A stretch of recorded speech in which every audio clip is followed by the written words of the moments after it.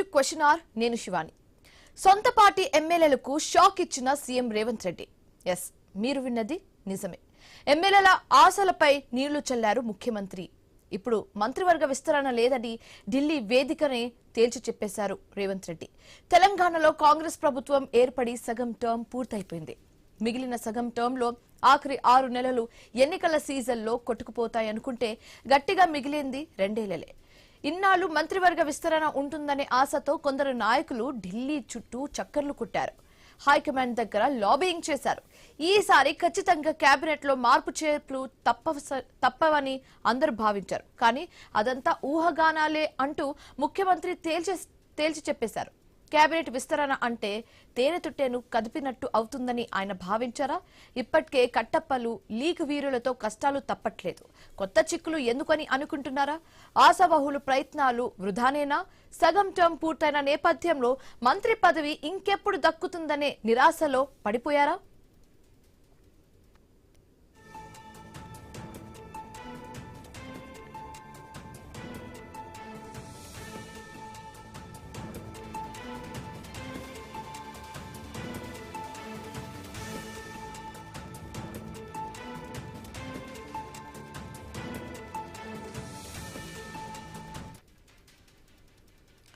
Right, ఇక ఇదే అంశానికి సంబంధించి మాట్లాడడానికి మనతో పాటు జాయిన్ అయ్యారు నర్రా విజయ్ గారు, సీనియర్ జర్నలిస్ట్. ఆయనతో కూడా మాట్లాడే ప్రయత్నం అయితే చేద్దాం.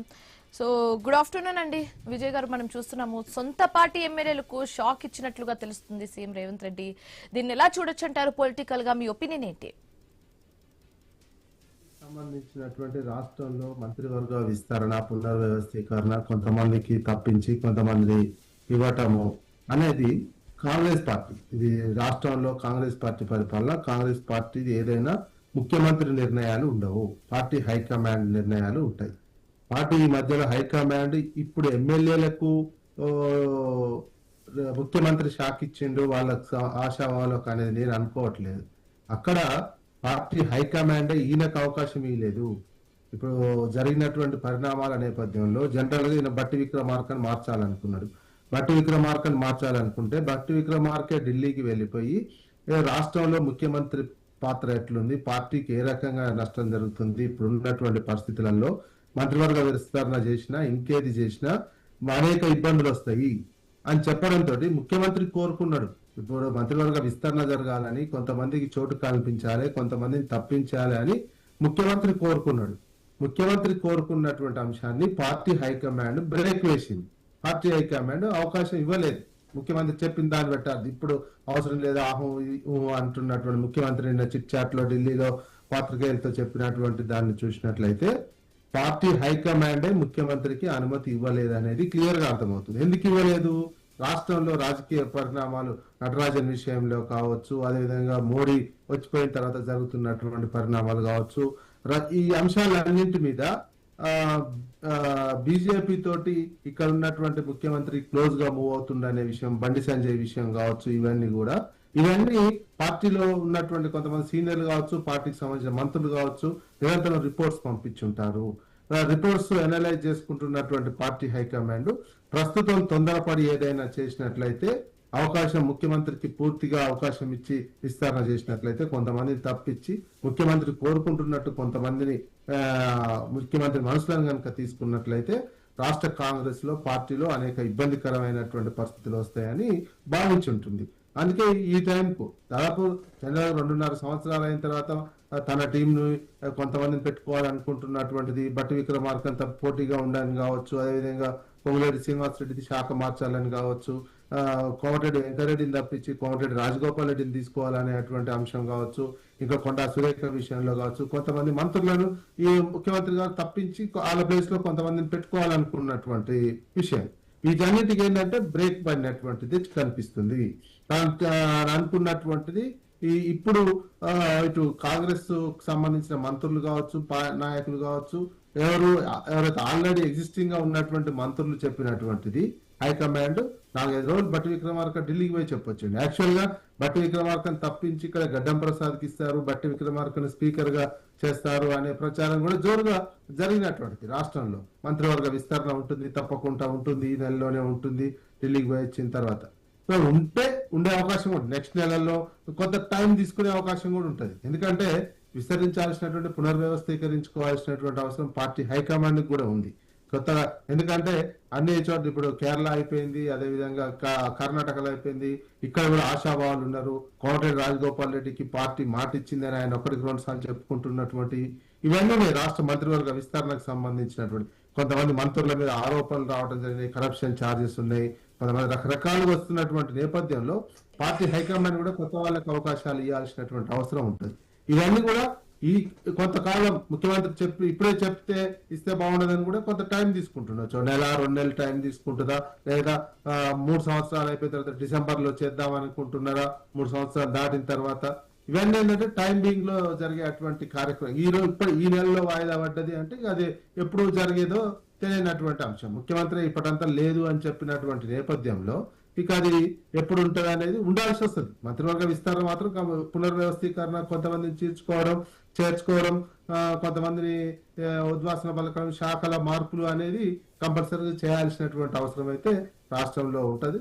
వద్దు అనుకోని పార్టీ హైకమాండ్ ఇట్లనే తేనె తుట్టని కదిలిస్తే రాజకీయంగా ఇబ్బందులు వస్తాయి అని అనుకుంటే ఇలానే మిగతా 2.5 సంవత్సరాలు నడుస్తుందా, ఏ రకమైనటువంటి విజయ్ గారు మీరు అన్నట్టుగానే మార్పు అనేది కంపల్సరీ, ఓకే, కానీ ఇప్పటికైతే అది జరగట్లేదు, క్లియర్ గా అయితే కనిపిస్తుంది. ఇప్పుడు జరగకపోవడంతో ఎవరైతే ఆశలు పెట్టుకున్నారో వాళ్ళ పరిస్థితి ఏంటి, వాళ్ళు ఏ విధంగా రియాక్ట్ అయ్యే ఛాన్సెస్ ఎక్కువగా కనిపిస్తున్నాయి? ఏం రియాక్ట్ కారండి. ఇప్పటింతలో ఎందుకు రియాక్షన్ ఎప్పుడు వస్తుందంటే ఒక అసంతృప్తి చిన్న వాళ్ళ వెనకంగా బ్యాక్గ్రౌండ్ లో వాళ్ళ పావులు కదుపుతుంటారు. వాళ్ళకు ఉన్నటువంటి అసంతృప్తి. ఇప్పుడు కోమటిరెడ్డి రాజగోపాల్ రెడ్డి ఇప్పుడు ఈ నెలలో వస్తుందని గతంలో ఆయన చేసిన కమెంట్స్ కూడా కలిసినటువంటివి ఉన్నాయి.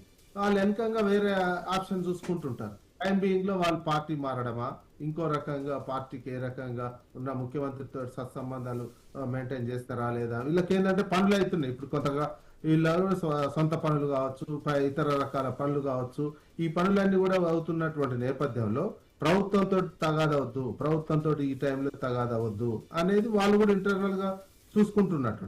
అందుకని వీళ్ళంతా వెనకంగా పావులు కలిపి లాస్ట్ మూమెంట్ లో ఇట్లనే 3 ఏళ్ల తర్వాత కూడా సాధ్యం కాలేదా చూస్తారు, ఇంకో 1-2 నెలలు వెయిట్ చేస్తారు, తర్వాత గొంతు విప్పుతుంటారు, స్టేట్మెంట్లు ఇస్తుంటారు.